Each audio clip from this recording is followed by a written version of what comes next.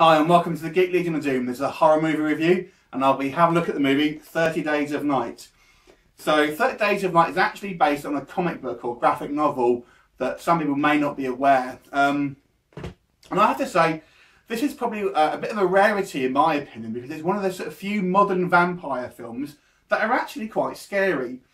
Now it's got quite a good concept, which is obviously in the comic book first of all. Once a year basically the Alaska is all night for 30 days, hence the title, and it's basically going to be easy pickings for vampires who can pretty much go there for a month without having to worry about the sunlight.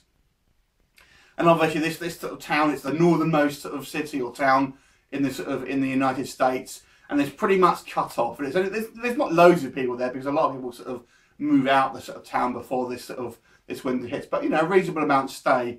So this kind of shipload of vampires turn up, but all these people there who are kind of cut off from the rest of the world, and these vampires can pretty much go around and terrorise whoever they want, and there's no worries about the sunlight. And it tells a story really of a group of survivors who are kind of led by this sort of estranged marriage couple who are sort of trying to survive this vampire attack, ultimately this sort of group of survivors that's kind of gradually sort of getting whittled down. It's actually directed by, I think it's David Slade, yeah, who actually directed one of the Twilight films. So then he kind of pissed away his vampire credibility when he went for that film. There you go, still the story. Anyway, so the actual vampires are nothing like Twilight films, and they're brutal. They're kind of ugly looking. They're kind of deformed. They have this kind of like I think they're meant to be based on like almost like Eastern European gangsters. I get the impression. I think that's probably a lot where the sort of the inspiration comes from, because they kind of talk in this this kind of language that sort of sounds a bit like that, and they have that almost sort of Eastern European look about them. Is the best way I could describe it. Razor sharp teeth and sort of covered in sort of blood, and you know, it's great. And they kind of have some quite savage attacks. So actually, I'm not saying it's going to be a really scary film for obviously all you hardened horror fans, but for your sort of average cinema goer, I think this is probably a film that's going to give you kind of average cinema goer a few scares. And I try to think there's not all that many vampire films these days that actually do that.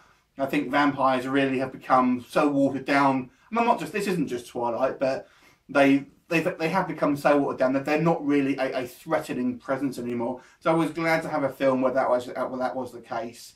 I don't really have too many problems with it. I think the special effects are all very good. I think the acting is, you know, it's fairly decent all the way around. I think maybe I forget the actor's name now. The guy who plays the kind of the main vampire, Danny Houston.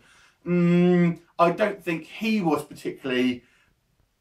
He wouldn't have been my first choice really to have as this kind of lead vampire. I think maybe that there was probably a better choice there. He was okay, but you know, that's just my personal opinion more than anything else. But I really enjoyed it actually. There's not really much I can pick apart of this film. So I'm going to give this film an 8 out of 10. I thoroughly enjoyed it as a horror film. I thoroughly enjoyed it as a vampire film. I've not read the comic, to be honest with you. I have seen the sequel, which isn't all that fantastic, to be honest with you. So 8 out of 10 for me. I quite liked it. Go check it out if you've not seen it. Leave me a comment. Look forward to seeing you next time. Bye for now.